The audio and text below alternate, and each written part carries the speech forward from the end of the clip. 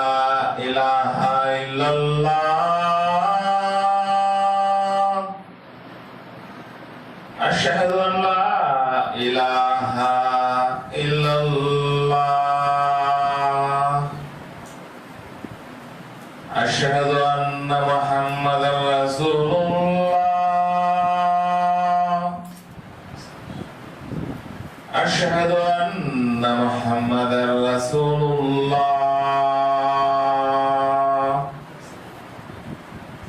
حي على الصلاة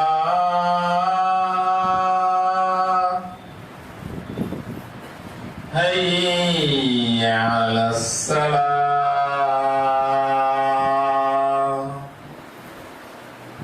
حي على الفلاح حي على الفلاح الله أكبر الله أكبر لا إله إلا الله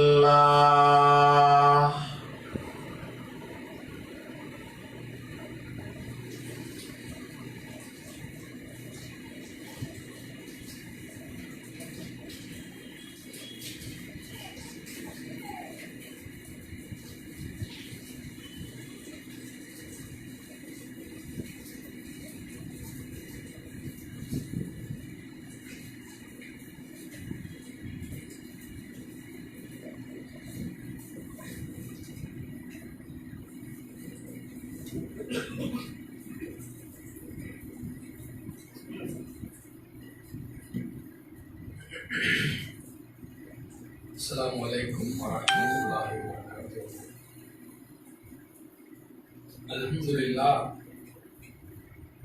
نحمده ونستعينه ونستغفره ونعوذ بالله من شرور أنفسنا ومن سيئات أعمالنا من يهده الله فلا مضل له ومن يضلل فلا هادي له وأشهد أن لا إله إلا الله وأن محمدا عبده ورسوله أما بعد. قال رسول الله صلى الله عليه وسلم: فإن أصدق الحديث كتاب الله وخير الهدي هدي محمد صلى الله عليه وسلم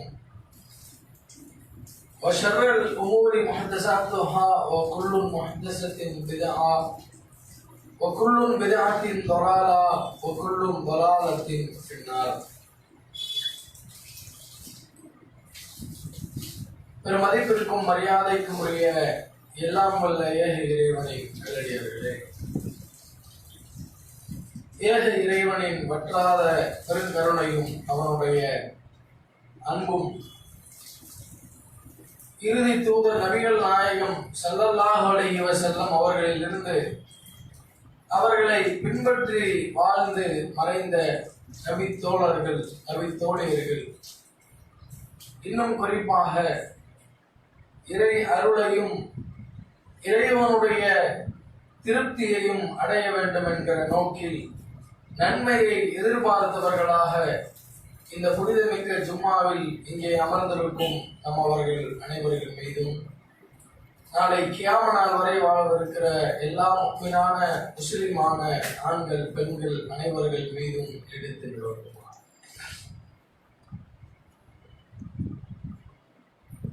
கண்ணியத்திற்குரிய எல்லாம் வல்ல ஏக இறைவனின் நல்லடியார்களே,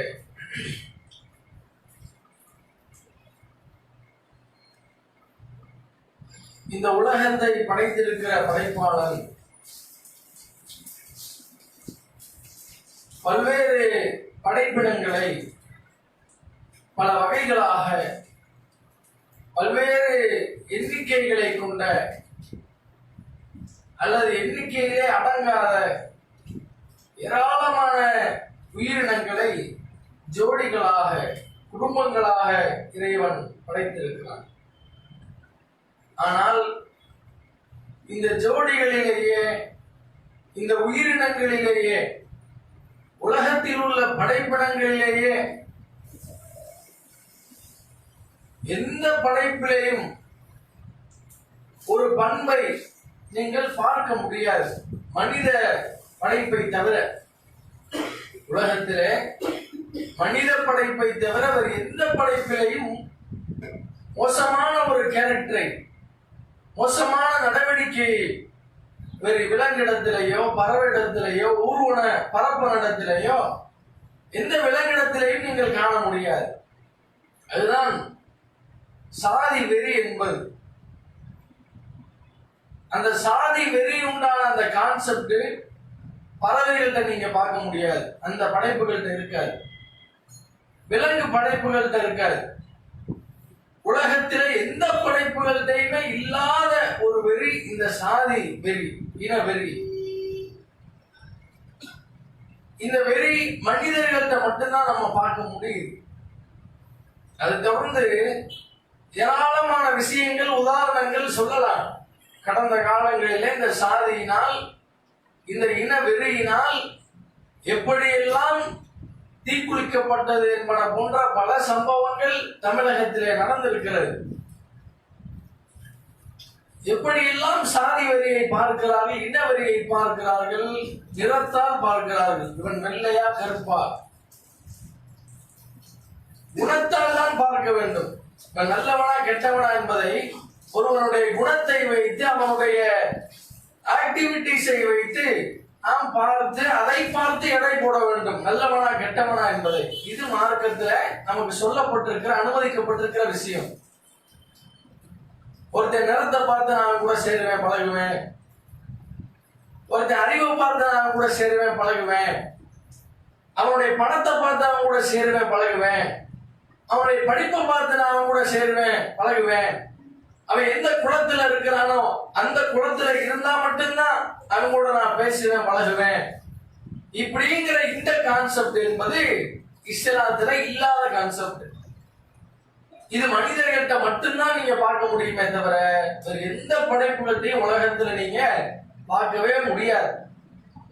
ஆக மட்டமான பண்பு மனிதர்கள்ட்ட ஒரு பண்பு இருக்குன்னா இந்த பண்பை நீங்க பார்க்கலாம். இதுவெல்லாம் எதை நோக்கி வருகிறது? ஏன் இந்த மாதிரியான நிகழ்வுகள் அடிக்கடி தொடர்கதையாக நிகழ்கிறது என்று சொன்னால், இஸ்லாமிய மார்க்கம் மனிதனுக்கு 7 அறிவை, 6 அறிவை கொடுக்கிறது. 5 அறிவு வரைக்கும் மற்ற ஜீவராசிகளுக்கு கொடுக்கப்பட்டிருக்கிறதை போல மனிதர்களுக்கு கொடுக்கப்பட்டிருக்கிறது. என்ன சக்தி இருக்கோ அதுதான் நமக்கும். ஆனால் அதையெல்லாம் தாண்டி ஒரு அறிவை இறைவன் தந்திருக்கிறான்ல, 6ஆம் அறிவு. அதுதான் மனிதன் சிந்திக்கக்கூடிய அறிவு, பகுத்து அறியுது. நிறத்தால நம்ம வேற்றுமை கொள்ளலாமா? மதத்தால வேற்றுமை கொள்ளலாமா? வேற இனத்தால நம்ம வேற்றுமை கொள்ளலாமா? சாதியினால வேற்றுமை கொள்ளலாமா என்று சொல்லி பகுத்து அறியக்கூடிய அந்த சிந்தனை தன்மையை இறைவன் 6ஆம் மனிதர்கள் இன்றைக்கு சாதி சாதி என்று, இனம் இனம் என்று அதை நோக்கி வெறி பிடித்தவர்களாக தெரிந்து கொண்டிருப்பதை நீங்கள் பார்க்கலாம். ஆரம்ப காலத்துல தலித் மக்கள் அதனுடைய புத்தகங்களை எடுத்து வாசிக்கிற பொழுது இந்த அளவிற்கு கொடுமைப்படுத்தப்பட்டிருக்கிறார்களா? பிற்படுத்தப்பட்ட சமுதாயங்கள், தலித் மக்கள் இந்த அளவிற்கு கொடுமைக்கு உள்ளாக்கப்பட்டிருக்கிறார்களா என்பதை கேட்கும் பொழுது மிகவும் வேதனையாக இருக்கிறது. எப்படி எல்லாம் பாருங்க, பள்ளிக்கூடத்துல ஒரு ஸ்கூல்ல ஒரு மாணவன் படிக்க சென்றால் கூட அந்த காலத்தில், முன்னர் காலத்தில் இருக்கிறானா, மேல்மட்ட தரத்துல இருக்கிறானா, அவனுடைய பேக்ரவுண்ட் என்ன என்று பார்த்து அவனுக்கு என்று ஸ்கூல்ல பெஞ்ச் போடப்பட்டிருக்கும். பெரிய பெரிய ஆள் மயன், இவனுக்கும் ஒரு அந்தஸ்து இருக்குது, இந்த சாதிக்காரனா, நம்ம சாதிக்கார வீட்டு பிள்ளைகள்லாம் பெஞ்சில் உட்காரட்டும். நம்ம சாதி இல்லையா, பிற்படுத்தப்பட்ட மக்களா, தலித் மக்களா, நீ போய் மண் தரையில உட்காரு, சகதியில உட்காரு, சேர்ல உட்காரு, புழுதியில படுத்து கடை, அங்கதான் உட்காந்து நீ படிக்கணும், பெஞ்சு மேல நீ வரக்கூடாது, இது இந்த ஆட்கள் தான் உட்காருவாங்க என்று பள்ளிக்கூடத்திலேயே, எந்த பள்ளிக்கூடத்திலே சீர்திருத்தம் செய்வார்கள் என்று பிள்ளைகளை நம்பி விட்டோமோ அந்த பள்ளிக்கூடங்களிலே முன்னர் காலங்களில் இந்த மாதிரியான நிலை. பள்ளிக்கூடத்துக்கு கூட அங்க சாதி பிரிக்கிறது. நீ எல்லாம் இந்த பெஞ்சில உட்காரு, நீ எல்லாம் தரையில உட்காரு, ரோட்டு மணல். ஒரு டீ கடைக்கு போறோம், 4 வார்த்தைகளை பேசுறோம், புது அறிவுகளை கற்றுக்கொள்றோம். அந்த டீ கடையில் கூட எந்த மாதிரியான நிலை தெரியுமா? பிற்படுத்தப்பட்டவர்களுக்கு நல்ல பேக்ரவுண்ட் இருந்துச்சுன்னு வைங்க, நல்ல சாதிகாரன் வைங்க, அவனுக்கு கிளாஸ்ல, கண்ணாடி கிளாஸ்ல பிற்படுத்தப்பட்ட சாதியா, தலித் மக்களா, கொட்டாங்குச்சிய எல்லாம் சிரைச்சு பல ஆக்கி அதை டீ கடையில் அன்னைக்கு வச்சிருந்தாங்க. ஆளை பார்த்த உடனே எடை போட்டு என்ன செய்யறது? உனக்கு எல்லாம் கொட்டாங்குச்சி, நீ வந்தா என்ன செய்யணும்? கிளாஸ் எல்லாம் உனக்கு டீ கிடையாது, கொட்டாங்குச்சி தான் தனியா ரோல் பண்ணி எடுத்து வச்சிருப்பான். ஆள் பார்க்க ஒரு மாதிரியா இருக்கிறாரா, பெரிய பேக்ரவுண்ட் இருக்குதா, அவர்களெல்லாம் கண்ணாடி, அந்த கண்ணாடி கிளாஸ்லயுமே கூட எப்படி எல்லாம் மாற்றி வைத்திருந்தார்கள் என்றால், செட்டப் பண்ணி வைத்திருந்தார்கள் என்று சொன்னால், அதுலயும் சில தரங்கள் பிரிக்கிறார்கள். என்ன தரம்? ரொம்ப ஹை லெவலா ஒருத்தர் இருக்கிறானா, அவனுக்கு வந்து கீழே அந்த கண்ணாடி கிளாஸுக்கு கீழே ஒரு பெயிண்ட், ஒரு அடையாள குறி, கலர், இந்த கலர்ல வந்தா அவனுக்கெல்லாம் இந்த கிளாஸ் சூப்பரான கிளாஸ். அதை விட தரம் கம்மியா கிளாஸ் இந்த பெயிண்ட் அடிச்சு வச்சிருவான். இந்த மாதிரியான ஆட்கள் வந்து இந்த கிளாஸ் ஒண்ணுமே இல்ல, தலித் மக்களா இந்த கொட்டாமச்சரை குடிச்சுப்போம். இந்த மாதிரியான அளவிற்கு எந்த விதத்திலெல்லாம் வக்கிரங்களை தெளிக்க முடியுமோ அந்த அளவிற்கு சமுதாயத்திலே கொந்தளிப்போடு தலித் மக்கள் இருந்தார்கள். ஒரு செல்போனை வச்சு பேசிட்டு போக முடியாது. இந்த மதுரையில கடந்த காலங்கள், பல வருடங்களுக்கு முன்னால செல்போன் ஒருத்தன் பேசிட்டு போயிருக்கலாம், பிற்படுத்தப்பட்டவன் தலித் மக்கள். அவன் பேசிட்டு போனதை பார்த்து பெரிய பெரிய அந்த ரேஞ்சில் உள்ளவன், சாதி வெறி பிடிச்சவன் என்ன சரி, ஏன் முன்னாடி செல்போன் வச்சிருக்கியா? செல்போன் எல்லாரும் யூஸ் பண்ணலாம், காசு வச்சிருந்தா நானும் வாங்கலாம், நீங்களும் வாங்குவீங்க. வாங்க முடியல, ஏன் முன்னாடி நீ பேசிட்டு போறியா? நான் எந்த சாதி தெரியுமா? என்னுடைய ஸ்டேட்டஸ் வலு தெரியுமா? காதவே வெட்டி அறுத்துட்டாங்க. அதே மாதிரி ஒருத்தன் கடையில போய் முடி வெட்டிட்டு வந்திருக்கான். முடி வெட்டினா தப்பாடா? முடி மனுஷன் தான் எல்லாரும் வெட்டி அழகுதானே பார்ப்போம். அந்த மாதிரி முடி வெட்ட போயிருக்கிறான் ஒருத்தன் கடைக்கு. அவன் மண்டையில சாணிய கரைச்சு என்ன செஞ்சிருக்கிறான், ஊத்தி அவனை கேவலப்படுத்துறது. நீ முடிய வெட்டி நீ என்ன செய்ய போற? உனக்கு மேல நாங்கெல்லாம் எவ்வளவு பெரிய ஆளா இருக்கிறோம். நீ பிற்படுத்தப்பட்ட ஒரு ஆளு, தலித் மக்கள், நீ முடிவெட்டிட்டு ஒரு மாதிரியா சுத்துவா, அதை நாங்க பார்த்துட்டு பெரிய சாதியில உள்ளவங்க பார்த்துட்டு போறதா? ஊர்ல அவனை அடையாளப்படுத்தணும்னு என்ன செய்யறாங்க? கேவலப்படுத்த எல்லாம் பல்வேறு நிகழ்வுகள் கடந்த காலங்கள் என்ன செஞ்சிருக்குது. அந்த மாதிரி இந்த வரிசையில நிறைய நடந்திருக்குது. இப்ப இந்த பிற்படுத்தப்பட்ட மக்களுக்கு வந்து எப்படி எல்லாம் பாதிப்படைகிறது என்று ஒரு நிதர்சன உண்மை வந்து பாபர் மசூதி தீர்ப்பை கூட நீங்க எடுத்துக்கலாம். நம்ம முஸ்லிம்கள் ரொம்ப பெரிய லெவல்ல இன்னைக்கு இருக்கிறோம். சமுதாயத்துல பிற்படுத்தப்பட்ட மக்களாகத்தான் இருக்கிறோம். இடஒதுக்கீடுலையும் சரி, மற்ற தேவைகளை பூர்த்தி செய்வதிலையும் சரி, கல்வியிலையும் சரி, எல்லா விதத்திலையும் முஸ்லிம்கள் என்ன செய்கிறோம்? பின்தங்கித்தான் இருக்கிறோம். அப்ப அதையெல்லாம் இந்த சமூகத்துல வந்து நம்ம பார்த்துக்கிட்டே வர்றோம். இப்ப அதை தொடர்ந்து ஒரு 2-3 நாட்களாக மேட்டுப்பாளையம் விவகாரம் பத்தி தெரியப்பட்டிருக்கிறது. அப்படின்னு சொன்னா நீங்க கேள்விப்பட்டிருப்பீங்க. ஒரு வீடு இழிஞ்சு விழுந்து 17 உயிர் வந்து பலியாயிருச்சு. அதுல சிறுவர்கள் இருக்கிறாங்க, பெரியவர்கள் இருக்கிறாங்க, குடும்பத்தார்கள், உறவினர்கள் இருக்கிறாங்க. அந்த வீடு இடிஞ்சு விழுந்ததுல 17 பேர் வந்து ஸ்பாட் அவுட்டு. என்ன சொல்றாங்க? அந்த வீடு இடிஞ்சு விழுந்ததுக்கு காரணம் என்ன சொல்றாங்க மீடியாக்கள்ல எல்லாம்? மழை வந்து மழை சீசனா இருக்குது. மழை பேஞ்சு அதனுடைய அந்த கட்டடத்தை வந்து பலமான கட்டடத்தை பலவீனமானதாக ஆக்கி, அந்த கட்டடம் இன்னொரு அந்த குடிசைல ஓட்டுல எல்லாம் சாஞ்சதுனால அவங்க உயிரிழந்துட்டாங்கன்னு சொல்லி மீடியால என்ன செய்யறாங்க? பிளாஷ் பண்றாங்க. ஆனா இது உண்மையான கேட்டா இது உண்மை கிடையாது. அந்த கட்டடத்தை சுற்றும் 10 அடிக்கு ஒரு சுவர் கட்டப்பட்டிருக்கிறது. கட்டடம் இருக்குன்னா அந்த கட்டடத்துக்கு பின்னால சுவர் கட்டப்பட்டிருக்கிறது. அந்த சுவர் என்ன சுவர் அப்படின்னு சொன்னா சாதி வெறியினால் கட்டப்பட்ட சுவர். இது நீங்க நானே சொன்னா ஏத்துக்க கூடாது.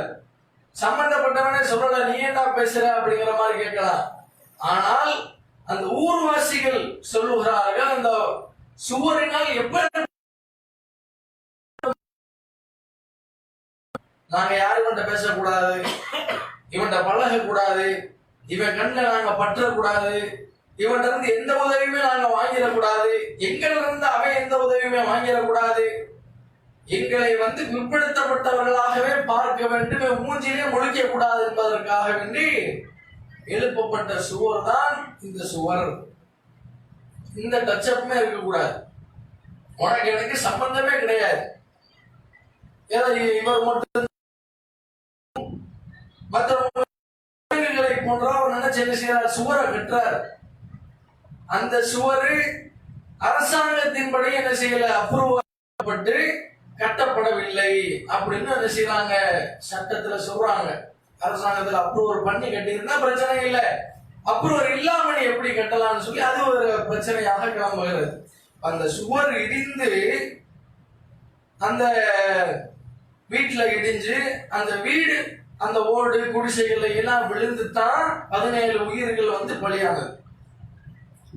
என்ன சொல்றாங்க, அவனுடைய கான்செப்ட் என்ன, 17 பேர் இது கொலையா அல்லது தற்கொலையா, சாதாரண ஒரு உயிரிழப்பா என்று பார்க்கும் பொழுது இது கொலை என்கிற ஒரு ரேஞ்சில் எடுக்கிறாங்க.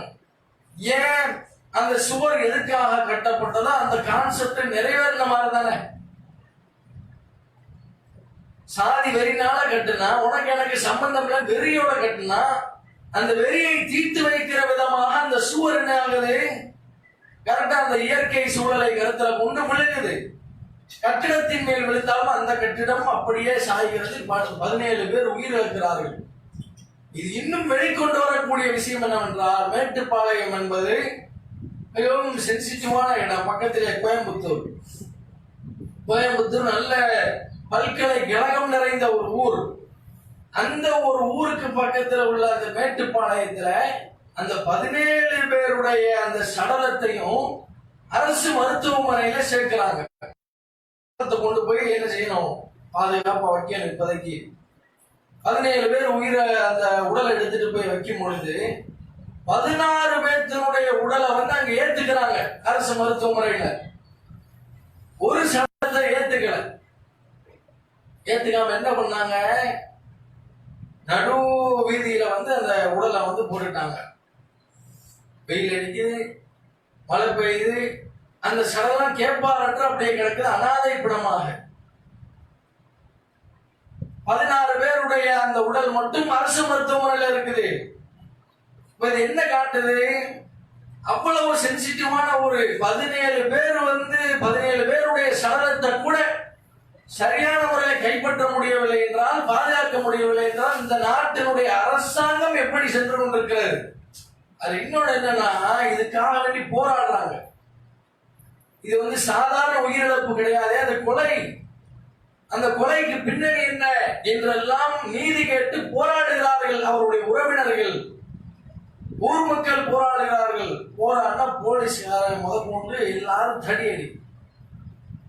ஏதோ ரோட்ல நாயை கண்டா கல்லெடுத்து அடிக்கிற மாதிரி காவல் பாதுகாக்கக்கூடியவர்கள் அவங்க என்ன செய்யறாங்க, லத்தி சார்ஜ் பண்றாங்க, விரித்தனமாக அடிக்கிறார்கள் குடும்பத்தார்களை. அப்ப இதுல இருந்து என்ன காட்டுது, நீதி கேட்டு போய் நீ அடிக்க அவன் என்ன சொல்றான்னு பார்க்க வேண்டாமா. அப்ப இது மாதிரி ஏராளமான விஷயங்கள் எதை காட்டுகிறது என்று சொன்னால், அரசு உத்தியோகத்தில் இருக்கக்கூடிய பலரும் இந்த சாதி வெறியிலே மயமாக்கப்பட்டிருக்கிறார்கள். அந்த சாதி வெறி ஒவ்வொருவருக்கும் இருக்கிற காரணத்தினால்தான் இந்த அளவிற்கு அவனை இன்னும் சட்டப்படி நடவடிக்கை எடுக்கவே இல்லை. விசாரணைக்குன்னு சொல்லி என்ன செஞ்சிருக்கிறாங்க, எடுத்திருக்கிறாங்களே தவிர அந்த சுவரை ஏன் எழுப்பணும் அப்படிங்கிறதுக்காகத்தான் நடவடிக்கை எடுத்திருக்கிறாங்க. சுவர் வந்து அரசு அப்ரூவர் ஆக்கப்பட்டு அவன் கட்டல, அதனாலதான் அவனுக்கு என்ன செஞ்சிருக்கிறாங்க, சட்ட நடவடிக்கை எடுத்திருக்கிறாங்களே தவிர சாதி வன்கொடுமை சட்டத்தின் கீழ் அவன் என்ன செய்யல, கைது செய்யப்படல. அதுலயும் நீதி கிடையாது. அப்ப இந்த மாதிரி சாதி வெறி பிடித்த சமூகத்திலே வாழக்கூடிய யாராக இருந்தாலும் ஒரு நாள் சாபத்தான் செய்வார்கள் என்கிற அளவிற்கு செய்திகள் வந்து என்ன செய்கிறது, சொல்லிக் கொண்டிருக்கிறது. அப்ப இதற்கு தீர்வு என்ன? என்ன தீர்வு? இது இப்படியே சாதி வரியிலேயே நம்முடைய சமுதாயம் சீரழிகிறதா? அதற்கு தீர்வு என்ன? எங்கே தீர்வு இருக்கிறது என்று சொன்னால் அடிப்படையா தான் முன்னாடி சொன்னதை போல யூஸ் பண்ணணும். அல்லாஹ் குர்ஆன்ல சொல்றான், யா அய்யுஹல்லதீன ஆமனு தக்கு ரப்பக்கும் அல்லதீ خلقكم من نفس واحدة وخلق منها زوجها وبث منهما رجالا كثيرا ونساء. உங்களை ஒரே ஒரு விந்து துளியிலிருந்து ஒரே ஒரு ஆண் பெண் என்ற ஜோடியிலிருந்து படைத்த உங்களுடைய இறைவனை நீங்கள் அஞ்சுங்கள். அந்த இறைவன் தான் உங்களுடைய ரப்பு தான். அந்த ஜோடியிலிருந்து ஒரே ஒரு ஆண் பெண் என்ற குடும்பத்திலிருந்து பல சமுதாயங்களை உலகத்தையே உண்டாக்கினான் என்று அல்லாஹ் ரப்பல் ஆலமீன் திருமறை குர்ஆன்ல சொல்றான். அப்ப நீங்க நாடாரா இருக்கலாம், கோணாரா இருக்கலாம், செட்டியாரா இருக்கலாம், முதலியாரா இருக்கலாம், எந்த இனத்தை சார்ந்தவர்களாக இருக்கலாம், எந்த ஜாதியை சார்ந்தவர்களாக இருக்கலாம், எந்த மதத்தை சார்ந்தவர்களாக இருக்கலாம். ஆனால் இந்த கான்செப்ட புரியணுமா இல்லையா? இந்த கான்செப்ட எல்லாரும் ஒத்துக்கிறாங்களா இல்லையா? ஒரு தாய் தகப்பன் இருந்துதான் நம்முடைய சமுதாயம் உண்டாச்சு என்பதை நம்புகிறார்களா இல்லையா? அந்த கான்செப்ட ஃபர்ஸ்ட் புரியும். ஒரு தாய் மக்கள், ஒரு வகுப்பிலிருந்து வந்த மக்கள், பலரும் பல சாதிகள் இருக்கலாம், இனத்தில் இருக்கலாம், மதத்தில் இருக்கலாம். ஆனால் எங்க ஆரம்பம், ஆதியில ஆரம்பிச்சது எங்க? உள்ள இருந்ததானே. அப்ப நம்மையே இவ்வளவு பிளவுபட்டு கிடக்கிறோம். நமக்குள்ளேயே சாதி வேறுபாடு வேணும், நமக்குள்ளேயே இன வேறுபாடு வேணும், மத வேறுபாடு வேணும், எதுவும் வேண்டாம், சகோதரத்துவத்தோடு வாழ்வோம் என்கிற ஒரு நடப்பை அது உண்டாக்கி தரும். அதனாலதான் முஸ்லிம்கள் ஹஜ் கிரியைகள் என்பது பாருங்கள், ஒவ்வொரு நாளும் டிவி பார்க்கிறோம். நேரிலே சந்தித்து விட்டு வந்தவர்கள் பெரும்பாக்கியம். வெள்ளையர்களுக்கு பக்கத்துல கருப்பினர்கள், நெட்டையா ஒருத்தர் நிற்பார், அவருக்கு பக்கத்துல குட்டையா ஒருத்தர் நிற்பாரு, லட்சாதிபதி ஒருத்தர் நிற்பாரு, அவருக்கு பக்கத்துல ஏழ்மை வடிவத்தில் ஒருத்தர் நிற்பாரு. இதுதான் இஸ்லாம். இதுதான் இஸ்லாம் சொல்லி தரக்கூடிய கான்செப்ட், அழகிய வழிமுறை. அந்த இடத்துல போய் நின்றுகிட்டு நீ பெரியவனா நான் பெரியவனா, நீ காசு வச்சிருக்கியா நான் காசு வச்சிருக்கிறேனா, இந்த கான்செப்ட் இஸ்லாமிய கான்செப்ட் கிடையாது. தொழுகையில் இருக்கும் பொழுது கூட ஃபர்ஸ்ட் சஃப்ல முக்கியத்துவம் தர்றாங்க, அல்லாஹ்வுடைய தூதர் முக்கியத்துவம் தர்றாங்க. மிகப்பெரிய நன்மை இருக்குது என்று சொல்றாங்க, அதுக்கு முந்தி கொள்ளுங்கள் என்று சொல்றாங்க. இதுல பணக்காரன் தான் முன்னாடி வந்து நிக்கணும்னு இஸ்லாமியர்கள்ல யாராவது எங்கேயாவது நம்ம சொல்லி இருக்கிறோமா? அல்லது முஸ்லிம்களே பெரும் அரசியல்வாதி ஒருத்தர் வர்றாரு பள்ளிவாசலுக்கு வந்து ஜாயிண்ட் ஆகிறாரு. ஒரு சிறுவன் இருக்கிறான், படிச்ச மாணவன் இருக்கிறான், அவனுக்கு முக்கியத்துவமா இஸ்லாமிய அடிப்படையில் அவனுக்கு முக்கியத்துவமா அரசியல்வாதிக்கு முக்கியத்துவமா என்று பார்த்தால், படித்தவர்களுக்கு ஞானம் உள்ளவர்களுக்கு இஸ்லாமிய மார்க்கம் என்ன உரிமையை வழங்குகிறது. அவர் வந்து எடுத்துக்கிட்டு சின்ன பையனா இருக்கிற நீ பின்னாடி போடான்னு சொன்னா தள்ள முடியாது, அவருக்கு ரைட்ஸ் கிடையாது. இதுதான் இஸ்லாம். ஒவ்வொரு மனிதனுடைய உரிமையை பார்க்கிறது, அவனுடைய உணர்வை பார்க்கிறது இஸ்லாம். எல்லாத்திலையுமே நீங்கள் பார்க்கலாம். அதனாலதான் நீ முஸ்லிம்களுக்குள்ள சாதிங்கிற அந்த விஷயமே கிடையாது. பல தலித்து மக்கள் வந்து கடந்த காலத்துல இஸ்லாத்தை ஏற்றாங்க. எதுக்கு ஒவ்வொருத்தவனும் அடிக்கிறான், துன்புறுத்துறான், வேதனை செய்யறான். தலித்தினாலே கொல்ல வர்றான். எங்க வீட்டு பெண்களுக்கு பாதுகாப்பு இல்லை, எங்க பிள்ளைகள் வந்து படிக்க முடியல. அப்ப வந்து ஒரே வழிதான், நம்ம பாய் ஆயிட்டோம்னு சொன்னா நம்மளை யாரும் எதுவுமே கேட்க முடியாது. இந்து சொன்னா என்ன செய்வான், எந்த ஜாதி எந்த கேஸ்ட் அப்படின்னு கேட்பான். கிறிஸ்டின்னா அவனுக்குள்ளேயும் சில இது இருக்குது, அவங்களுக்குள்ளேயும் சில வேறுபாடுகள் இருக்கிறது. ஆனால் நான் பாய், நான் முஸ்லிமு என்று ஒருத்தர் சொல்லிட்டாருன்னு வைங்க, அடுத்த பேச்சு கிடையாது, அடுத்த பேச்சுக்கு இடமே இல்லையே. நீ பாயா முஸ்லிமா, உங்க பேர் அப்துல் ஜப்பாரா, நீ எந்த சாதியில இருக்கிறீங்க இப்படின்னு எங்கேயாச்சும் நம்மகிட்ட யாராச்சும் கேட்டு கேள்விப்பட்டிருக்கிறோமா? கிடையாது. அதுதான் இஸ்லாம். அப்ப இஸ்லாமிய மார்க்கம் என்ன வழிமுறை, இஸ்லாத்தை ஏத்துக்கணுங்கிற அவசியம் கிடையாது. இதுக்காக வேண்டி இஸ்லாத்தை ஏத்துக்கணும் அவசியம். உலக பொதுமுறை மார்க்கம், அந்த உலக பொதுமுறையை உணர்ந்து தன்னுடைய வாழ்க்கையில் நடைமுறைப்படுத்தினால என்ன செய்யலாம்? அந்த சாதி வரியினால இவ்வளவு படுகொலைகள் நிகழ்த்தக்கூடிய ஒரு நிலை நம்ம சமுதாயத்துல தவிர்த்துடலாம். ஒவ்வொருத்தவனுக்கு சண்டை வராது, சச்சரவு வராது, குழப்பம் வராது, பல்வேறு கொலைகள் நிகழாது. அதனால இந்த சாதி வரியை ஒழிப்பதற்கு இஸ்லாம் என்ன கான்செப்ட் சொல்லுதுன்னா, ஒரு தாய் ஒரு தந்தையிலிருந்து பிறந்தவர்கள் நீங்கள் வேணாம், நிலத்தை வச்சு நீங்க பெருமை அடிக்காதீங்க, மதத்தை வச்சு பெருமை அடிக்காதீங்க, நீங்க குணத்தால் பெரியவர் தான் உங்களை சிறந்தவர் நபிகள் நாயகம் சொல்றாங்க. அதனால குணத்தை கடைபிடித்து வாழக்கூடியவர்களாக இருக்கணும். எந்த ஒரு சாதி வெறியினாலோ நம்ம சமுதாயத்தை சீரழிக்கிற ஒரு சூழ்நிலையை உண்டாக்காத அளவிலே நாமும் நடக்க வேண்டும், நம் பிறரையும் நாம் நடக்க வைக்க வேண்டும். அதுவே இஸ்லாமிய மார்க்கம் நமக்கு சொல்லக்கூடிய அழகான செய்தி என்பதை கூறி முதலுரை நிறைவு செய்கிறேன்.